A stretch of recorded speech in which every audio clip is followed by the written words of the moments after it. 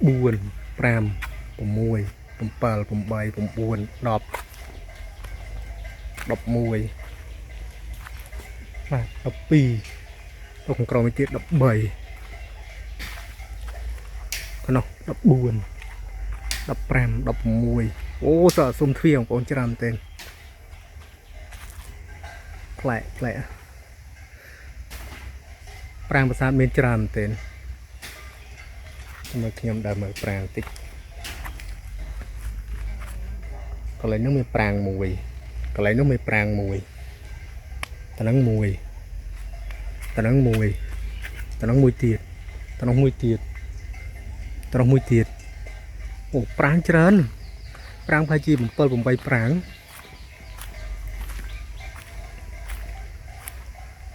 mình thấy pram tuyệt tội này tổng rồi mình tiệt ô còn có đôi chia ô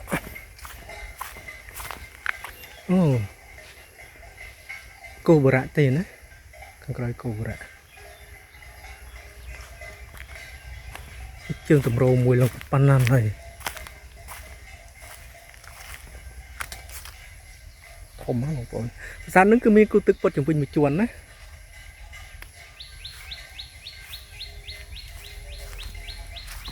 chương tầm rô mùi nướng bóp pan con mà say nè pan con mà sayเคยเนี่ยผมสะอาดแผลพเนมันเต็นมีประโยชน์ใส่ให้เมื่อเตอร์สตัดซุ่มทวีถึงอ๋อมันใต้ปรางประสาทคือบะติดตีบอลอะไรของผมนะปรางประสาทแล้วสอซุ่มทวีกลายจะนั่งปรางมวยกลายจะนั่งปรางมวยแต่น้องปรางมวยเตียดใบให้ตึงlấyปรางมวยเตียดbuồnของผมbuồnนะbuồn anh nó mà chua khăn gói buồn hài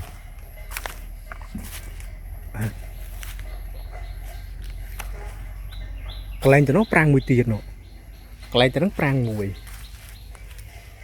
cho nó prang mùi tiệt chẳng bùm bầy tao khả nó mùi tiệt nó bùm bầy nó pi chúa nó bùm bầy hơi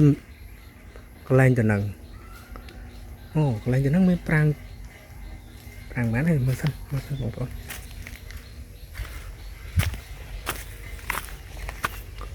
cái cho nó prang mùi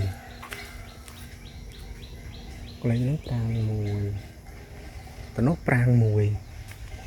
tao nói miền nó tao nói đôi chọn miến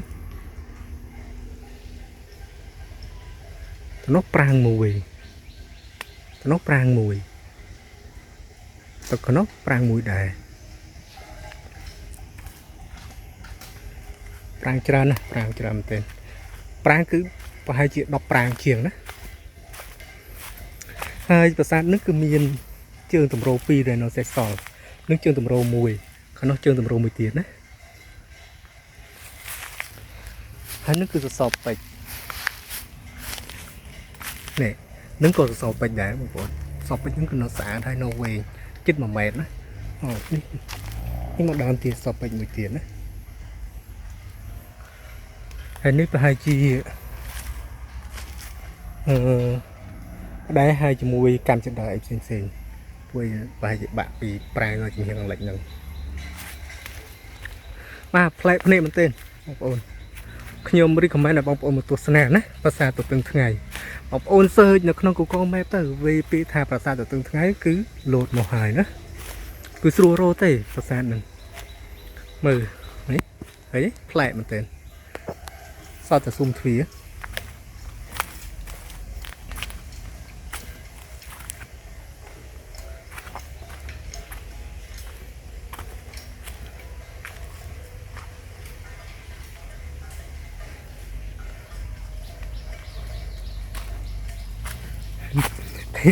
thì với cái nhom đờ rụt tàn mình nè thấy nhom còn sum thủy đờ rụt em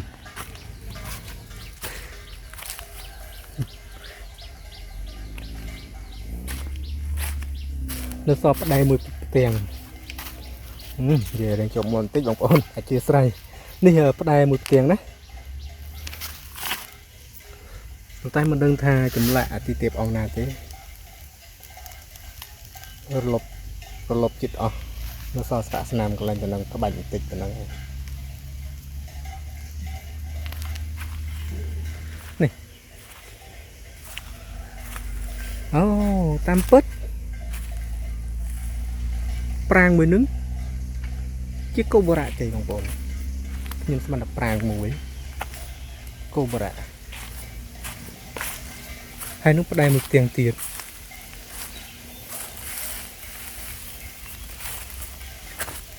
នេះសម្រាប់ចម្លាក់គឺកប់ទៅខាងក្រោមបាត់ធំពេកលើអត់រួចទេខ្ញុំលើអត់រួចទេ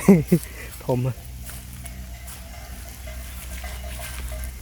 កន្លែងទៅនេះអូរ៉ាខ្ញុំថាប្រាង្គមួយហើយបងប្អូនស្អាតណាស្អាតណាស់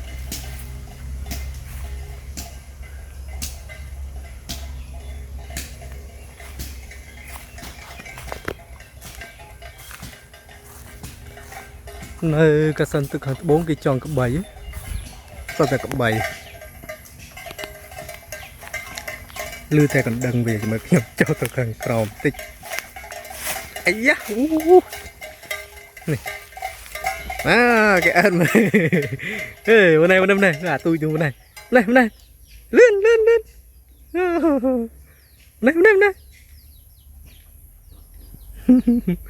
កូនគេ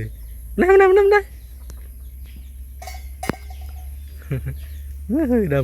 កលឿនដើមមកណាលឿន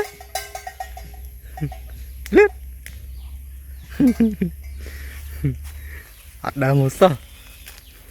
បាទឥឡូវខ្ញុំបកទៅវិញសិនអូនេះថ្មប្រាសាទឡើងរាយមកក្រោមណាធ្លាក់មកក្រោមអានេះស្នាមវិជីកុកកាយបងប្អូនមើលអត់នឹងគោនៅប្រាសាទទទឹងថ្ងៃហ្នឹងគឺអត់ដាច់ភ្ញៀវទេណាបងប្អូនភ្ញៀវមកលេងច្រើនឃើញផ្លូវលងសឹកខ្ញុំបើមិនទៅមុំមិញណា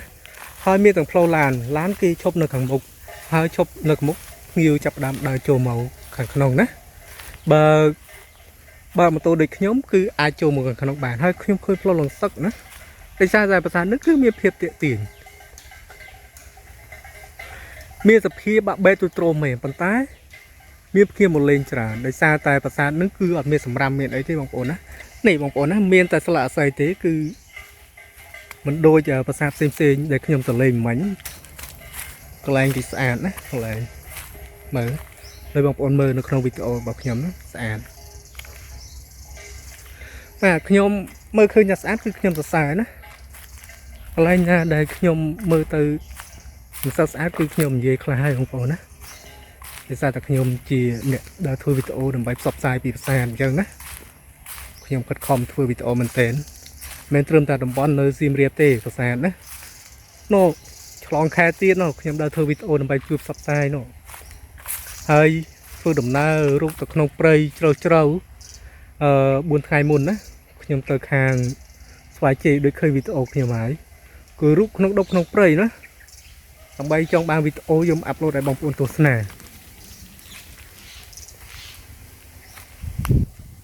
ហើយដល់ពេលដែលខ្ញុំអាប់ឡូតវីដេអូហើយសង្ឃឹមថាបងប្អូនទៅលេងប្រាសាទកុំអោយស្ងាត់បងប្អូននេះស្អាតណាស់ស្អាតមែនទែនប្លែក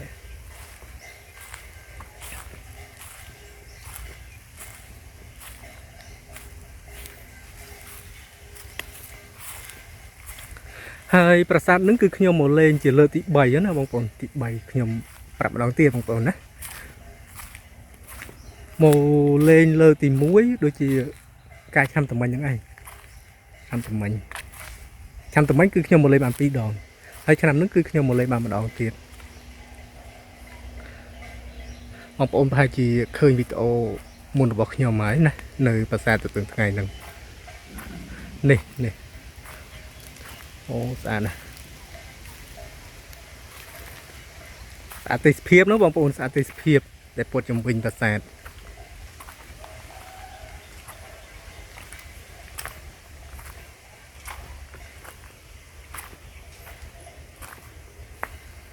កន្លែងហ្នឹងគឺកូបរៈនឹងផ្លូវកដាលខាងនេះផ្លូវជំហៀងខាងលិច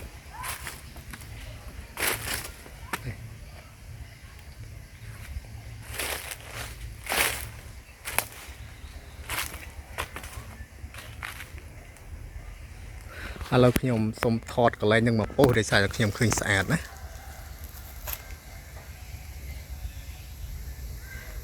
បាទអូខេបានមកពោសហើយឥឡូវខ្ញុំទៅទៀតសិនមកនឹងចម្រឹងបាក់ឡើងកណិតហើយនឹងសសរនៅពីមុខកន្លែងហ្នឹងណានេះសសរធំមែនទែនហើយខាងនេះស៊ុំទ្វារ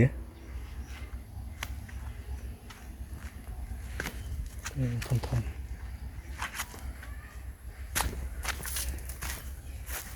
តាមដែលខ្ញុំពិនិត្យមើលណាបងប្អូនកន្លែងហ្នឹងគឺបណ្ណាល័យមួយណានៅចំហៀងខាងកើតនេះពួកខ្ញុំឃើញគ្រឹះបណ្ណាល័យមួយហើយខ្ញុំដើរមកចំហៀងខាងនេះទៀតខាងនេះគឺបណ្ណាល័យមួយទៀតណានេះមានបណ្ណាល័យ2ហើយនេះចម្រឹងនេះកន្លែងហ្នឹងដែលមានដើមអាស័យច្រើនបណ្ណាល័យ1បាទសម្រាប់ប្រាសាទហ្នឹងគឺមានបណ្ណាល័យ2ណាបងប្អូនហើយសម្រាប់ប្រាង្គនៅខាងក្នុងគឺបែរមុខមកទៅខាងជើង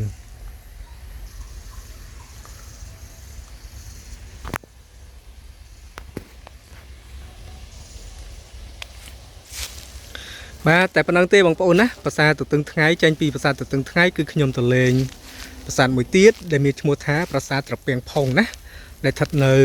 ខាងជើងនឹង